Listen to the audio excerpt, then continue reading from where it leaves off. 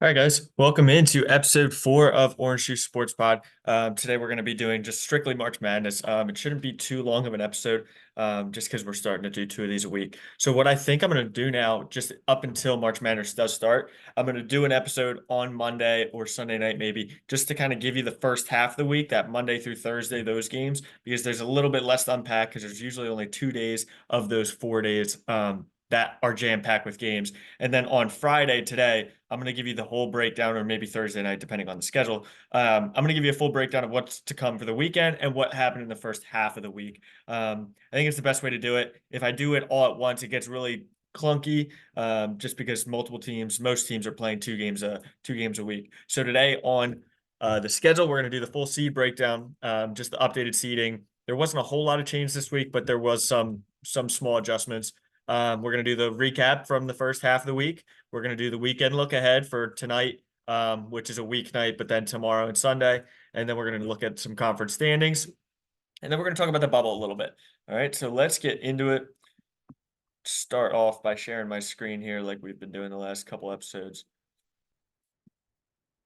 Okay. All right, so the 1 through 4 seed lines haven't changed. Now, not that teams haven't moved around a little bit, because Purdue has dropped, as if you're looking at that. Iowa State's moved up. Texas Tech has dropped out of the 3 seed, but the same 16 teams are sitting in that 1, 2, 3, and 4. Just a little bit of adjustments based off of what we've seen so far. Auburn completely solidified themselves as the 1 seed last, or what was it, 2 nights ago against Arkansas. I really thought they were in trouble there for a second. Arkansas played them really tough, which I think is good for Arkansas, but we'll get to them later. But I think they're pretty much locked into that one overall. Duke is pretty much locked into a 1 as well still. Alabama, I know they lost to Missouri. I had a pretty good gap between them and Florida. I think it's really tight now, just because Florida's been playing really well since that blowout loss to Tennessee. So it's definitely tighter now.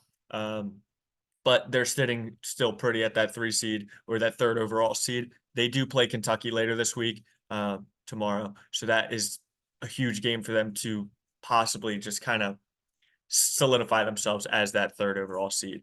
Let's see what else we got. We got Tennessee, Houston, Texas A&M still sitting there at the 3 or the 2 seeds. Texas A&M, yeah, they lost to Mississippi State, but a quad 1 road loss in the SEC, like we've talked about on the pod, is really not impactful in a negative way, which is why also Alabama didn't drop much either. I will say, for Alabama's sake, though, giving up 60 points and a half is unbelievably alarming. I don't care how well they shot. I don't care how many points they scored. You need to get stops. You're not going to be able to make a Final Four run again if you play defense that way. They're too talented of a team, especially in the front court. They have so many good, like you got Cliff, you got Grant Nelson, you got guys who can defend the rim. You got good perimeter guards with length. I don't really understand why they struggle so much to defend, but it is really alarming. Hopefully they can figure that up and clean it up before the tournament starts, because my goodness, if they keep that up, it's going to be trouble. And then Iowa State, they had that rough patch and they've just continued to go about their business. They haven't played many tough teams in that little stretch they're in right now, but they're winning the games they need to win. And at this point of the season, that's one of the most important things to do, especially when you look at teams like Michigan State, who lost to an Indiana last week, or Texas Tech. They lost to TCU last night, 2 nights ago.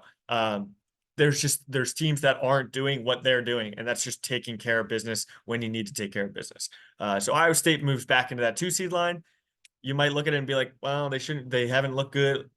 Hindsight's 2020. Don't look at it like that anymore. Iowa State is a very, very good 2 seed. I would say for the 60% of the season, they were consensus 1. So if you're looking at this and saying, why is Iowa State a 2? They jumped up. They haven't really beat anybody lately. It's just gradual winning, right? You're just taking care of business, doing what you're supposed to do, beating the teams you're supposed to beat.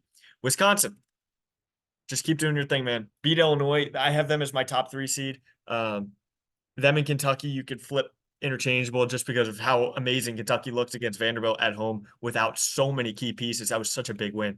But those 2 teams, Wisconsin and Kentucky, are my only 2 3 seeds that I feel like are comfortable in that 3 seed spot.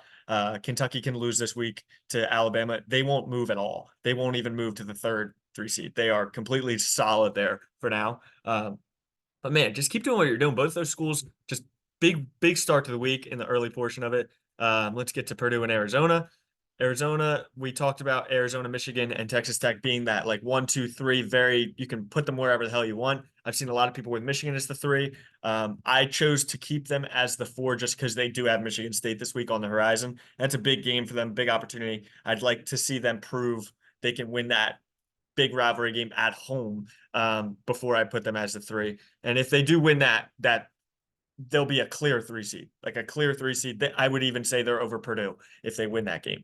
So Arizona, they just won their game this week, took care of business, so they stay where they move up because Texas Tech lost. Purdue, man, whew, not looking good right now. 3 straight losses. You got to go on the road to Indiana, play a rival this week, and an Indiana team that's desperate, and they really have nothing to lose. Nobody expects them to make the tournament. Their coach isn't coming back next year. That's a dangerous spot for Purdue.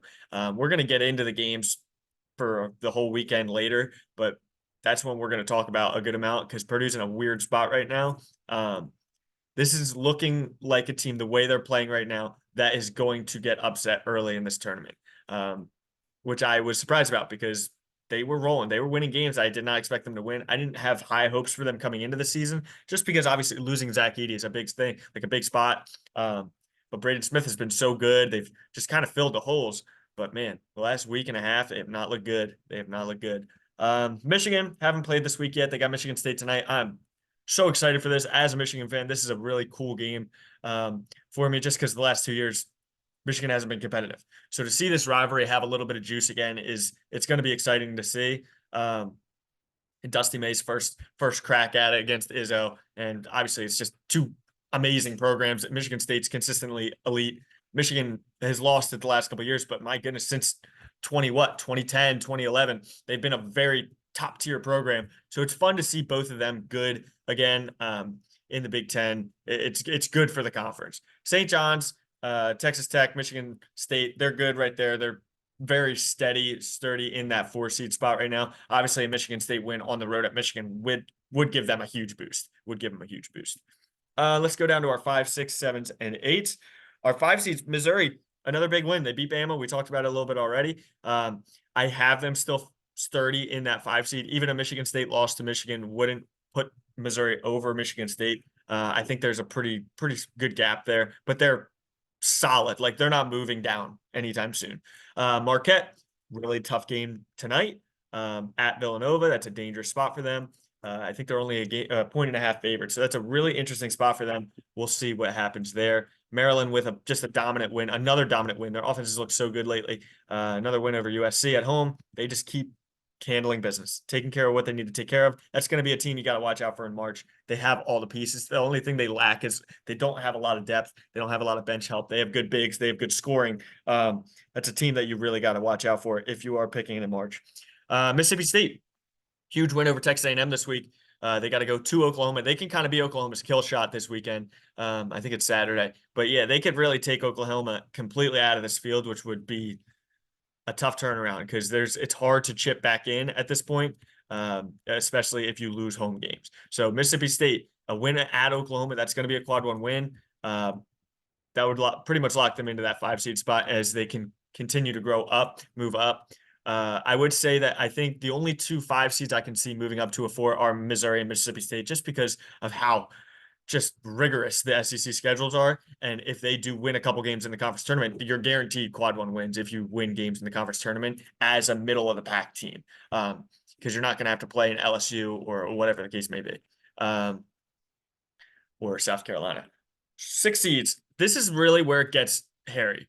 My 6, 7s, 8s, 9s, you could put anyone anywhere. These teams all have been so inconsistent, or they're in the West Coast Conference or ACC, and those conferences suck, or Memphis in the American, right? So you have just teams that are playing complete scrubs, and then you have teams who can't beat anybody on a consistent basis.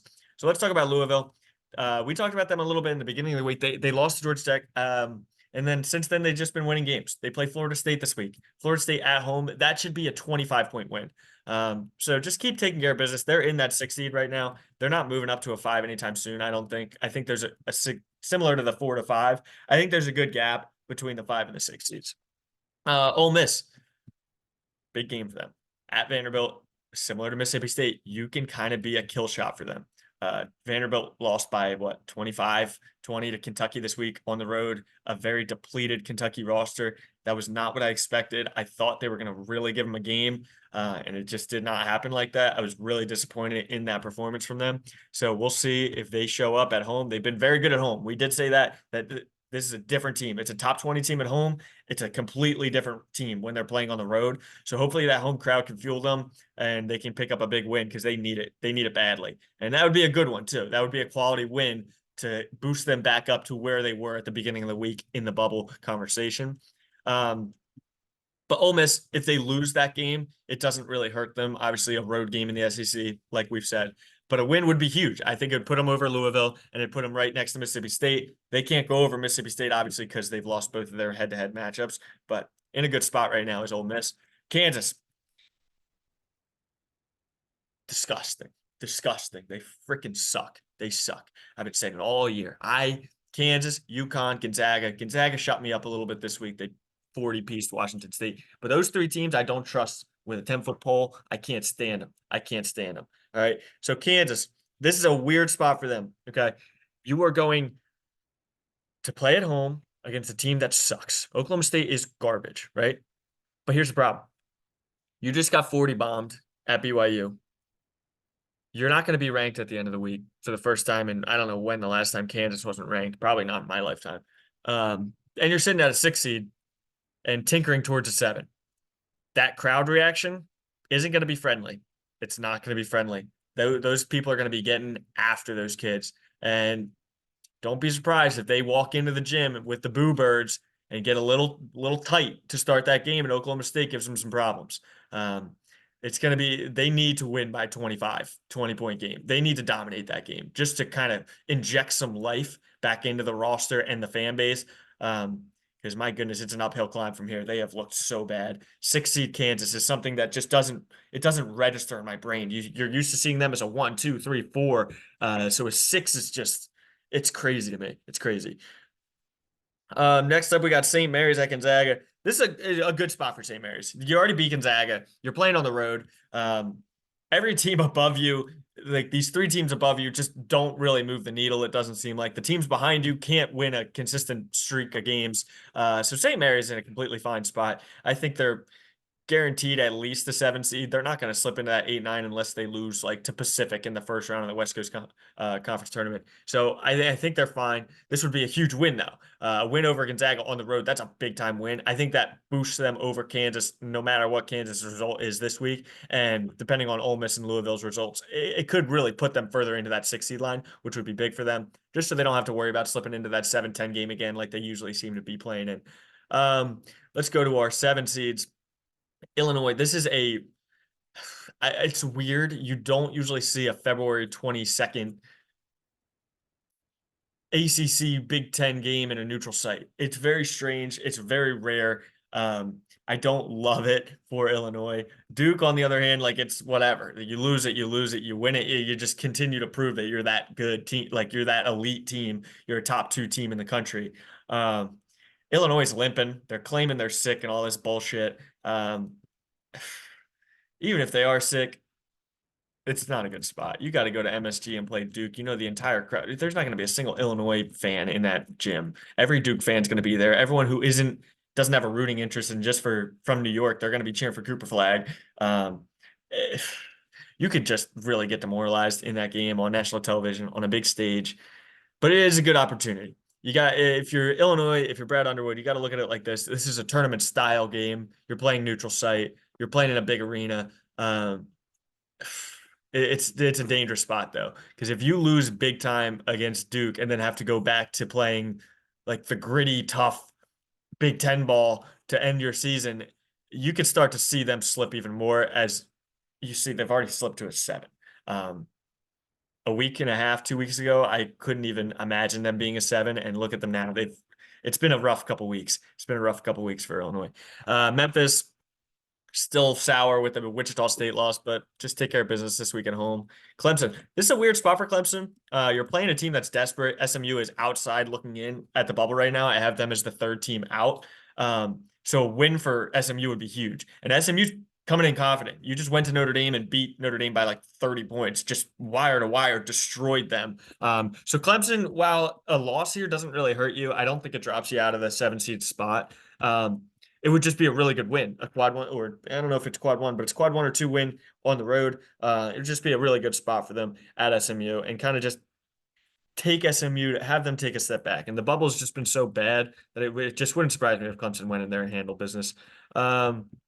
This is a game I'm really excited for. Oregon, Wisconsin, similar to Clemson. Like this doesn't hurt Oregon if they lose. It would just really boost them if they were to go into Madison and pick up a win. That's just going to be a good game. Oregon's been playing well lately. That win over Iowa earlier this week was huge for them. Jackson Shelstad couldn't shoot for shit and then just banks in a three. It was, I don't know if you saw it. If you didn't, go look it up on YouTube or Twitter or whatever. He released the ball. It was maybe like a grain of rice off of his fingertips and they counted it. It was unbelievable. He went into that shot like 0 for 7 from 3 and then banks in the dagger to beat Iowa. It's just an incredible shot, incredible game. But those are the kind of guys I trust in March is a guy like Jackson Shelstad. He's been around for a while. He's having a shit game and it's just short memory, similar to Caleb Love. Like he can go out there and shoot 0 for 18 and he doesn't give a shit. He's just going to go keep putting them up until he fucking starts sinking them. And when he does sink them, then it's trouble, right?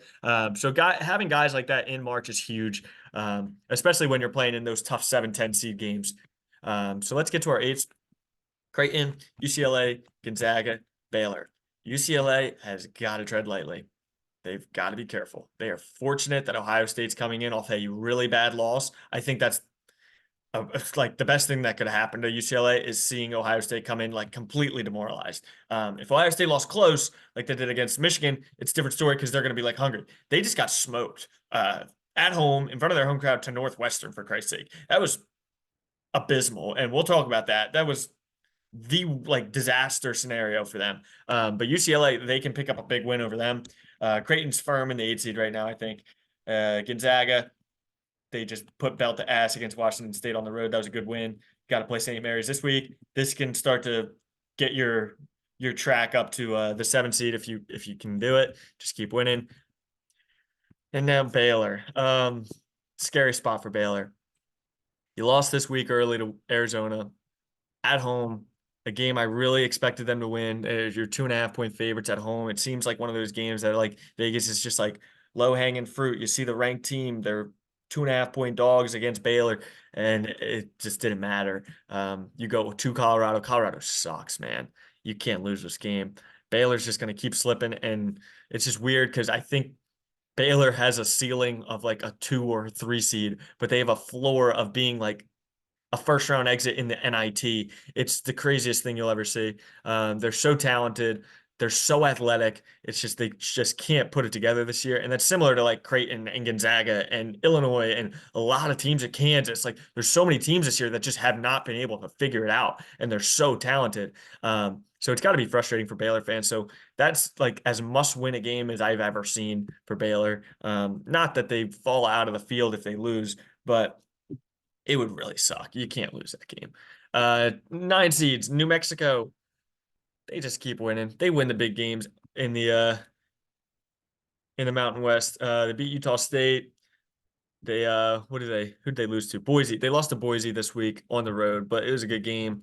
That's not a bad loss. It doesn't move them at all. It just helps Boise a lot. And Ohio State. Ohio State was firm. Ohio State was firm in the tournament. And then you go into play your home game, your second game at home in a row. You just lost to your rival on a airballed buzzer beater.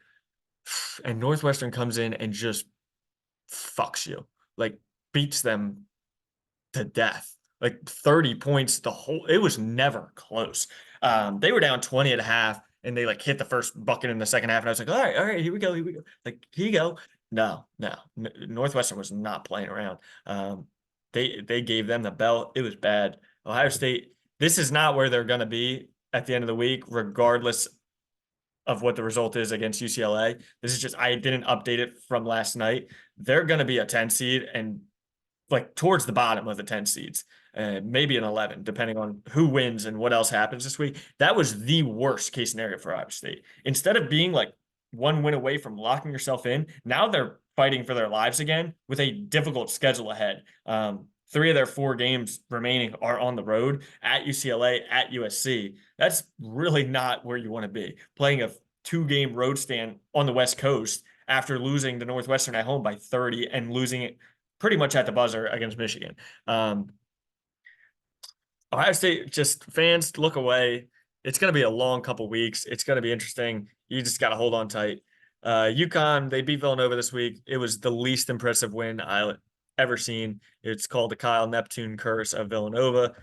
He's the worst coach in college basketball. So, yeah, they got to win. They don't need anything from the St. John's game. You win it, you move into the 8 seed line. I think you'll probably jump Baylor. You can't jump Gonzaga if they beat St. Mary's, but you beat St. John's on the road, which I doubt they will. You'll jump Baylor, you'll jump Ohio State and New Mexico, get into that 8 seed line. Not that it makes a difference, 8 and 9. Utah State, they also have a big game this week. Utah State's a team that I do not like at all. This is a team I expect to lose first round, regardless of where they're playing. They host San Diego State this week. These are like 2 of the top 3 teams in the Mountain West Conference. San Diego State has been playing very, very, very well lately. And San Diego State is a team that is just always seems to show up in March. So it's getting to be their time of the year. So San Diego State wins this game. They're also in the bubble. I have them as my second team or second 11 seed. That'll almost lock them in. A road win at Utah State is just massive. It's massive. So huge spot for San Diego State. Utah State lose it. I think they could fall back into that 10 seed, just depending on what we see with the other 10 seeds, because all of them play on the road this weekend. West Virginia at Texas Tech. A loss doesn't hurt you. It's at a top 15 team, so it doesn't matter if you lose that one. Drake, must-win game. You lose this, you lose your chance at an at-large. Do I think they're going to need an at-large bid? I don't, but God forbid you lose to Bradley or you lose to whoever in Northern Iowa or Indiana State, like any of these solid teams in this conference, in the conference tournament, you got to rely on your regular season. And that means winning out the rest of the season. I think they have 3 more games left. You got to win out. You got to win out. BYU at Arizona, very similar to West Virginia. Just compete. Don't lose by 20. Don't do what Vanderbilt and Oklahoma did this week. Go out there and just compete, play a good game. Don't get blown out of the water. They should be fine. BYU and West Virginia, I think, are sturdy in that 10 spot. Texas, on the other hand, at South Carolina, such a dangerous spot. Such a dangerous spot. Texas is significantly better than South Carolina, but South Carolina has had a knack of giving teams scares at home. So this is a huge spot for South Carolina. They're out unless they win the SEC championship. And if they do that, Jesus Christ, you give them a 1 seed if they want. That'd be ridiculous. But yeah, they're pretty much out unless they do the absolute miracle of winning the SEC. So Texas can't lose that game. You lose that game, I think you're at the bottom of the bubble, of the in bubble, but you're at the bottom. And you're right back in there with Vandy, Arkansas, Oklahoma, Georgia, and that's not where you want to be. Nebraska, they also lost a shitter this week. They came back from down 20 against Nebraska or Northwestern. They were down 20 against Penn State, and they did not come back this time. I talked about this one on this pod last episode. That was a game you could not lose. It was such a good opportunity to just kind of lock yourself in to the tournament. And now you're sitting there with 4 games left, and you got to win 2 of the 4. It's not ideal. It's really not ideal. Hopefully for Nebraska's sake, they can just pick up some easy wins. They got Michigan later this week. And then I think it's Iowa. They play Ohio State, who's desperate as well. And then they play Minnesota. And Minnesota's been a thorn in everybody's side this year. They just win the games that everybody else needs to win. So just a tough spot for Nebraska right now. They got to lock in and finish the season strong because they are not in a good spot either, as similar to Ohio State. San Diego State, we talked about them. They're looking good. Oklahoma, home against Mississippi State. Win your home games. Win your home games. It's so simple. Just win your home games. I don't care who's coming in. You have to win at home. And if you don't do that, you're not making the tournament. The bubble is so ass this year. Like, I don't want to hear from Oklahoma fans, Vanderbilt fans, Arkansas fans, North Carolina fans, whoever the fuck doesn't make the tournament. You can't bitch because like all of them have had so many opportunities to boost their resumes and have failed to do so the entire season. It is outrageous how bad all these bubble teams are, and everyone's going to see a big name playing whoever, St. Mary's in the first round. They're going to be like, oh, SEC. No, they all suck. They all are terrible. Like, it is brutal how unfazed they are by losing like these massive season-changing games. It's bizarre. They're all relying on each other to just suck worse than them. It's the craziest thing I've ever seen. So if you're Texas, if you're Oklahoma, if you're Vanderbilt, if you're Arkansas, if you're Georgia, whoever, win at home. It's boils my blood. It boils my blood because I know these fans are going to get on Twitter and they're going to get on Reddit or going to get on TikTok and they're going to cry and complain when their team doesn't make the tournament because they could not win a home game against fucking Ole Miss or Mississippi State. Just take care of your home games. Excuse my rant. All right. Oklahoma, win at home. Wake Forest, tough spot for them. North Carolina State is also out. They're not making the tournament unless they win the conference. Win on the road would really boost them big time, especially with the way these SEC teams have been picking each other off. They could kind of steer clear of all that muck in the bottom of that, right? So Wake Forest picks up a road win, that'd be big time. It's a dangerous spot, obviously playing on the road, but you're the better team. Win the game you're supposed to win. Win the game you're supposed to win. Don't pull a Florida State like you did a couple weeks ago. Can't afford it. Can't afford it. Vanderbilt, Arkansas. Vanderbilt, same situation as Oklahoma. Ole Miss is not that much better. I don't think Ole Miss is significantly better than Vanderbilt. Vanderbilt has been unbelievable at home. Just do what you've been doing all year. I trust Vanderbilt more than I trust Oklahoma. So I like this spot for Vanderbilt. You're at home. You just got smoked. You know what? Byington's got to get them right. Just talk them up. Get those boys right is a big spot. Hoggard has got to play better. He has not been great lately. He's your veteran leader. You got that. He's been playing. He's played in March, however many times with Michigan State, right? He's got to step it up. Got to step it up. Arkansas. They were in this exact same spot at the beginning of the week before the loss to Auburn. If they went into Auburn and lost by 25, 30, like we saw Oklahoma and Vanderbilt do, they would have dropped out. They'd have been out of the tournament for me. But they played unbelievably well. You could argue they outplayed Auburn in that game. They missed free throws, and Big Z he was doing cardio. All right. So your best player doesn't show up and you can't make a free throw and you only lose by what, 6 or 7, right? And you were tied with under a minute left. That team played unbelievably well. And you can see how good Arkansas could be if they could just put the pieces together. It's similar to the Kansas of the world, the Illinois, the Creighton's, the Gonzagas, the UCLA's, the Baylor's, like all these teams who are so talented, the UConns, but just can't put it together. Arkansas obviously in a tougher conference, so they can't mess around as much as the other teams can, right?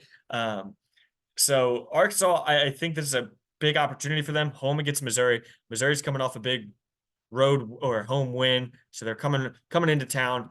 Rivalry game. I like this spot for Arkansas. I think Cal's going to have them ready. I think he's going to look at them and say, like, guys, like we just went toe to toe with the consensus best team in the country, gave them all they could handle in their building, right? Like that's impressive. That's something to hang your hat on. And we did it without our best player doing anything. Like Big Z played like shit. He was 0 for 10, 0 points in 30 minutes played. That is unheard of from him, right? He's averaging like 16 points a game this year. That is unheard of. So that's a huge spot for Arkansas. A win, no matter what Vanderbilt and Oklahoma do, I think it puts you over them personally. And that's just me. I think if Arkansas beats Missouri and Vanderbilt win and Oklahoma win, I'd take Arkansas over both of them just based off of earlier this week. All right, let's talk about the bubble a little bit. Georgia still sitting there. They got to go to Auburn, so that's pretty much a scheduled loss. TCU at Cincinnati. That's 2 bubble teams right there. I have TCU in the first 6 out, and then I have Cincinnati in the just off the bubble. So big spot for TCU. Going on the road, you're coming off an emotional win at Texas Tech. Get it done. Get it done. You get that done, I think you almost put yourself in a prime position to make the tournament. Right now, they're probably sitting at like a 35%. Xavier, road win. Go get it at Seton Hall. We talked about SMU a little bit. Can't lose on the road. UConn lost to Seton Hall on the road last week, so can't take them lightly. They can beat anybody on a given night. You never know. The Big West are chance at 2 teams from that conference out the window unless UC Irvine wins the conference tournament. They lost last night. Who did they lose to? Cal State Northridge at home. It's a miserable loss for them. So their at-large chances are gone. UC Irvine cannot get an at-large chance or an at-large bid. UC San Diego still has that chance. They beat Cal Poly last night on the road. They play Hawaii later this week. So That's your only chance for the Big West to get 2 teams, is if UC San Diego wins out and then loses in the conference championship to UC Irvine. If that happens, the way this bubble has played, I think both teams can get in. Do I think they will? Maybe not, but they can. They will have the resumes and they will have the standing compared to the other teams to get in. VCU, George Mason, neither team have actually. VCU played. George Mason hasn't played this week yet. VCU beat UMass by like 30, and now they play each other. That's going to be fun. A10 could get 2 teams in as well. I think for them to do that, I think it would need to be George Mason winning the conference and then VCU getting the at-large, which would probably mean VCU winning this game, right? So VCU, George Mason, that's going to be a really fun game to watch. If you don't really have anything going on during that game time, turn it on. Watch the mid-majors every now and then. They're fun to watch. They got some good teams in there. Let's go North Carolina, Virginia, just take care of business. Indiana, we talked about them. They have a huge opportunity against Purdue at home. San Francisco won a big one against Pacific. Just keep winning. Boise beat New Mexico like we talked about. They got to play at Nevada. That's a dangerous spot for them. Boise State has been very hit or miss this year, so beat the better teams. Beat the better teams and you have a chance. We talked about Cincinnati, Kansas State, Arizona State. It's honestly just like, who wants to like have that 1% chance left? Winner of that game will have a 1% chance of making it. For Kansas State, I almost look at it as like building momentum for the conference tournament. Villanova, big spot. You are in a coma right now, right? You're hanging on by a thread. A home win against Marquette would be, that puts you at the top of the just off the bubble for me. It would put you at the top. Just go win this game. If it's a close game late, have Kyle Neptune get like thrown out of the game just so he can't be on the bench to ruin it, because he's the reason they're not in this tournament right now. They're a good team, and I hate Nova, but they're a good team. He's just the worst coach I've ever seen. Pitt, you don't really deserve to be here, but you're there. At Notre Dame, just do what SMU did, and you'll be fine. So let's look at what we have for the rest of the week. I'm going to make picks for each game. Only 2 tournament games on Friday. Saturday, obviously a loaded slate. Sunday is decent, not great, not bad. So let's start with tonight's game. Michigan State at Michigan. Michigan is going to have probably their best crowd they've had in like 2-3 years. I think it's a huge spot for them to just go and prove themselves, right? They beat Purdue, they beat Ohio State, like a big week last week. This is a big opportunity for them to just go out there and say, like, yeah, like we're for real. It's not Michigan State and that's it, right? It's not Michigan State or bust in the Big Ten this time. It's Michigan's here too. They're both so good. I'm just expecting it to be a competitive game. I don't see either team blowing each other out, especially it being at Michigan. If it was at Michigan State, I think there would be a chance of Michigan State beating the shit out of Michigan just because of history. But I think it's going to be a really fun game to watch. I'm going to pick Michigan just based off of my fandom and what I want to see. But I think it's going to be a really fun game. I'm just excited to see 2 competitive Michigan teams play each other in a Big Ten game late in the season again. It makes the conference better. It makes the sport better when both of them are good. I mean, for the last 10, 15 years, they've been carrying the Big Ten and March Madness on their shoulders, both of those schools. So that'll be fun to watch. Marquette and Villanova. I'm picking Villanova. I'm going to do it. It's just, it's a must win. You can't lose that game. You're at home. You've choked your last 2 big opportunities against Providence and UConn. Go win the game. Tennessee, Texas A&M. I like Texas A&M to bounce back at home. I always love a home team. I think they get that one done. Wisconsin and Oregon. Wisconsin is just red hot right now. I'd argue they're a Final Four team right now. They're playing better than damn near anybody in the country at this moment. I love Wisconsin. Louisville, that's a free win against Florida State. I think TCU goes into Cincinnati and knocks them off. I think it's purely coaching. TCU has been there, done that. They know what it takes to get into the tournament. I think they're going to do it this year. They're going to be playing in Dayton. I really believe that. So that's a big win for TCU. I'm going a road win against Cincinnati. Texas Tech and West Virginia. Texas Tech is going to handle business. Doesn't hurt West Virginia, like I said. I think Oklahoma loses because I think they're trash. So Oklahoma loses, and I think they fall out of the tournament. So we're going to put that TCU in, Oklahoma out. Okay. So I got Mississippi State going into Oklahoma, beating them. Houston, Iowa State. I can't wait for this game. I don't even care who wins, right? These are two teams I genuinely love to watch play basketball. I'm gonna go Houston just based off of the home court advantage. That's gonna just watch that game. If you are sitting on the couch and you're watching SEC ball, turn that shit off. Put Houston and Iowa State on for a change. SEC, you can watch a top 10 matchup every night. Watch Houston and Iowa State. That's going to be an incredible game. And it's one you're not going to be able to see. You're not going to be able to see two teams play defense and just move the ball. Like they play beautiful basketball. They play good team basketball, both of those teams. I'm excited to watch that one. Wake Forest, NC State. I am going to pick NC State. And it pains me to do that, but I've just seen Wake Forest. It's happened multiple times in the last few years where they've had a good team and they just can't get over the hump and make the tournament. So I'm going NC State. I think Wake Forest chokes it away. And it's a shame because I really do like this Wake Forest team, but I think their coach is fired after this year. It's tough. Vanderbilt, I think they win. And I think they win dominantly. Win at home, take care of business. Auburn knocks Georgia back further into the bubble. SMU, Clemson. I think SMU wins, and I think they stay sturdy on the bubble. I think they just keep chipping away. I think Kansas is going to win there. I'm taking Baylor on the road. I can't imagine they lose that. I'm taking North Carolina, and I'm taking VCU, which I think puts VCU in like that first. I'm going to say that puts VCU as like the first team out. All right, VCU is the first team out. Florida goes on the road and handles business. Alabama bounces back after 2 losses. That solidifies themselves as a 1 seed. Okay. Kentucky doesn't move, right? Kentucky won't even flinch from that. Kentucky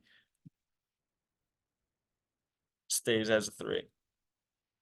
All right. Nevada, Boise State. Just because of how much I've watched Boise State this year, I'm going Nevada. They seem to always choke in the big spots. That would knock Boise State out. Okay. Duke, Illinois. I'm going Duke. And then I'm saying Illinois slips further. They're saying 8. I think they're going to slip to an 8 because I don't think it's going to be rather close. Arkansas, Missouri. I'm going Arkansas, which puts Arkansas firmly in. Okay. Where's Vanderbilt? Did I already put them? Vanderbilt in. All right. San Diego State. I'm going for them to go on the road and beat Utah State. So that puts San Diego State as a 10 seed for me. Okay. I'm going to go Gonzaga beat St. Mary's. There's not going to be much change with that. I think Gonzaga might boost to a 7. St. Mary's would still stay as a 6 for me. I'm going to go Texas goes on the road. You know what, actually?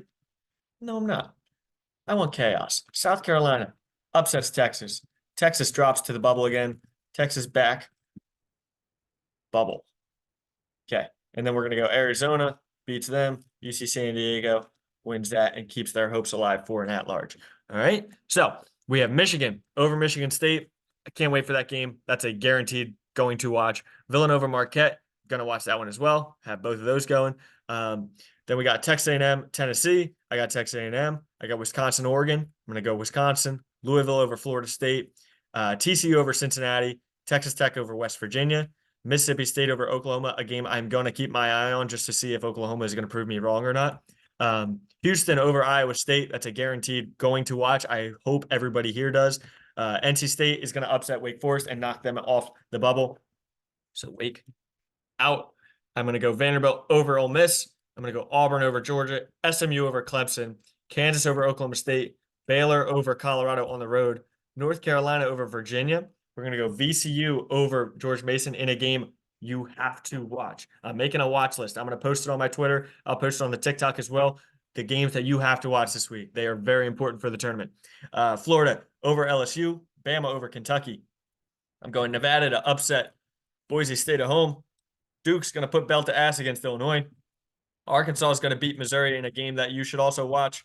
San Diego State's going to beat Utah State. I got South Carolina over Texas, Gonzaga over St. Mary's, Arizona over BYU, and UC San Diego over Hawaii.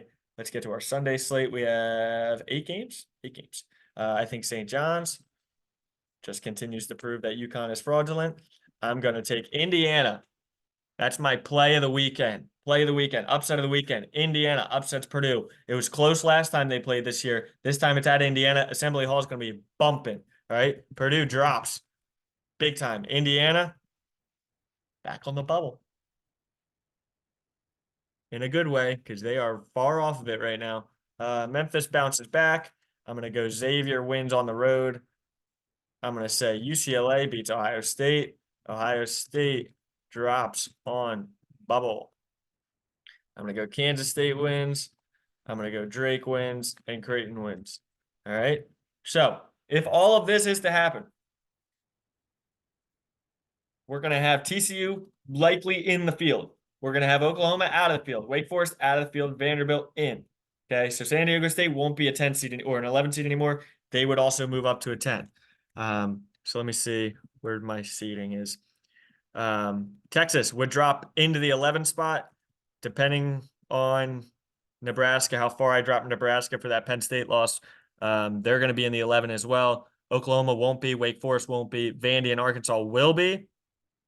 And then Ohio State probably will be either out if they lose to UCLA or in the 11 spot. TCU would be in the 11 spot as well. And maybe VCU. Maybe VCU. So that's what we got right now. I'd like to do one more thing before we wrap up. And let me stop my share. Okay, sweet. And then start a new one. Shit. Hold on. Hold on. Hold on. Hold on. Why is my... There we go. All right, let's look at our conference standings real quick. Let's do some minor scoping out for these other conferences. I don't really want to talk about all of them just because there's like 40 of them. But like the ASUN, I'm going to skip if you don't mind. I'll do a little hint here. Vermont just beat Bryant last night. So that conference gets a little tighter. The American East always competes well. I actually was lucky to see Vermont last year. I went to Brooklyn to see JMU play Wisconsin, and the game before was Duke Vermont, and Vermont played Duke pretty well last year. They got their ass beat at the end, but they were hanging tough for a little while. So it would be nice to see one of those teams get a 14 seed or something, so they can at least go out and show that they can play. American East always does pretty well. Very rarely win, but they at least compete. The American Athletic is very tight. Memphis playing FAU this week. North Texas and UAB are just hanging around, right? That could be a bid stealer league. So keep your eye on the American Athletic, the A10. Those are two conferences that we could see bid stealers, right? And a bid stealer, if you are new to March Madness, a bid stealer is a team that is not in the field, right? And they go and upset, say, a Memphis or a VCU or George Mason who have a chance at an at-large bid, and they steal the conference and get that automatic qualifier. So if North Texas, who is not even close to being in the field right now, were to go and win the conference tournament, they'd be automatically in, and Memphis is guaranteed they're already locked in, right? Unless they lose out or some nonsense, but they're pretty much locked in. That's two teams from the American instead of one. That's a spot for a bubble team to drop out. All right. So those are things to keep in mind. A10, huge game. I think it's tomorrow night, George Mason VCU. All right. This game will decide who's in first place in the division or in the conference. So big spot for both of them. ACC, this is a conference that we could also see a bid stealer because we have Wake Forest and SMU. I don't see Duke losing the conference tournament, but if they were to get upset early, we have teams like Wake Forest, SMU, and North Carolina who are not in the field. Wake Forest is right now, but SMU and North Carolina aren't. If they were to win, they're going to steal a bid, right? They're going to take it from a team who might already be in. Big 12, it's looking sturdy for Houston. Right now, they're pretty much home sailing. If they beat Iowa State this weekend, I think they'll pretty much lock it up, be clinched for the conference. Send at 14-1 in conference play is just unbelievable. What a year for the Big 12, though. Houston, Arizona, Iowa State, and Texas Tech. You got all of them inside the top 20. Baylor and Kansas were like the two teams that everyone saw coming for the top of the conference going into the year. So it's pretty awesome to see four teams like Iowa State, Houston obviously came in with big expectations, but like Arizona, Texas Tech, it's pretty awesome for the Big 12. A good year for them. Even BYU is playing good ball. So good year for them for sure. Even Kansas State was supposed to be really good. And just the big dogs didn't perform and everybody else kind of picked it up, which is nice. Big East. I don't want to say you could see a bid stealer in this conference, but maybe like a Villanova or Xavier if they get hot. St. John's is firmly locked into this one seed, looking good. We don't need to talk about these. The Big Ten. All right. So it's like a Big Ten championship tonight. Winner of tonight's game will hold first place, like overall first place in the conference. Michigan State at Michigan, big spot for them. Wisconsin is probably cheering for Michigan State just so they can keep keep pace, right? They'd only be a game out from both of them. If that were to happen, that'd be a good spot for Wisconsin. This is a league that I just can't imagine we see a bid stealer. There's just so much talent up top. I don't see a bid stealer in this league. We talked about this, our Big West. UC Irvine completely blew their chances at an at-large. They dropped a game last night to Cal State Northridge. So now they're just hoping that San Diego wins out and UC Irvine wins the conference tournament, and then they might have a chance at 2 teams in the tournament. What's a league that we might see? Yale, keep an eye out for them. 9-0 in Ivy League play. They're gonna upset somebody, guaranteed. Guaranteed. Akron's playing really good. They're running away with this conference. All right. Now another league that we could see a bid stealer is the Mountain West. New Mexico, Utah State, San Diego State. All of them are in right now. Okay. This is usually a 3 or 4 bid league. Colorado State is very good. Boise is very good. UNLV is very good. Nevada, you never know what you're going to get, but they can go out there and hit 15 threes. You just never know. Okay. So this is a league that a week and a half, 2 weeks from now, we could see, oh shit, North Carolina, last team in, not anymore because somebody from this, or Arkansas, last team in, not anymore. Somebody from this came out and upset New Mexico in the final and won the conference, right? So that's a bid stealer league. Too fast. This is how the SEC's looking. Auburn's pretty much putting their foot down right now. Auburn, Florida, Alabama, Texas A&M hanging around. It's looking like Auburn's going to close it out. A win over Georgia this weekend would pretty much lock it in for them. It's just absurd looking at these standings. 1, 2, 4, 7, 15, 6, 24, 17, 21. Vanderbilt has been ranked this year. Georgia has been ranked at times too. It's unbelievable how much talent there is in this league. It's just unbelievable. That's 1, 2, 3, 4, 5, 6, 7, 8, 9 teams in the top 25. Unbelievable. We got Samford has fallen in the Southland or Southern Conference. That's big time. They have been the favorite to win this conference for pretty much the majority of the season. So that's huge. They made it last year. UNC Greensboro and Chattanooga have taken over. McNeese, they're going to be a very, very popular underdog pick, upset pick in the tournament when they make it. If they make it, which I would be stunned if they didn't. McNeese is going to be a popular one. Let's see what else we got. The Sun Belt. My Dukes. Look at them. Tied for first. They've won 8 straight in league play. Unbelievable.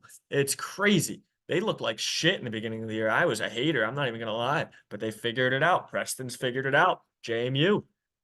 Maybe 2 years in a row going dancing. And you know what happened last year? Is this team as good as last year? Hell no. But are they decent enough to pick up a win over a shitty 5 seed or a slim 4 seed? Who knows? Maybe. West Coast Conference. Tonight's a big one. Not like St. Mary's or Gonzaga are going to lose to anybody else, but if Gonzaga were to win, it would be a 1-game difference, so you never know. Grand Canyon, that's a big one. Grand Canyon is a huge upset pick. They won a game last year, right? They are no longer in first place in the Western Athletic, in the WAC. All right, so keep your eye on the WAC. If you think Grand Canyon is a team you would like to pick in the tournament, they aren't even going to make it as of now. All right, so that's all I got for now. We pretty much talked about everything we wanted to touch on. This is a big weekend. There's not as many good games as there was last weekend, but a huge spot for a lot of teams to just kind of pull themselves closer to the tournament or shoot themselves in the foot and drop out of the bubble conversation. So we'll talk about it on what will we do? Monday. We'll do Monday again. My plan for this week, I'd like to do a Monday show to break down the full week, and I'd like to do, again, same thing Friday. I'd also like to do a show at some point doing a little bit of NFL mock draft talk and some offseason talk. We'll see, barring time. We've have some family shit going on right now, but we'll see. So hope you guys bring the juice this weekend. Be careful betting if you're drinking. Don't double down on shit like I'm going to be doing, because that's how you lose money. So good luck, everybody. Make sure you're bringing the juice. Get some wins. Go make some money this weekend. All right. And go blue tonight. All right.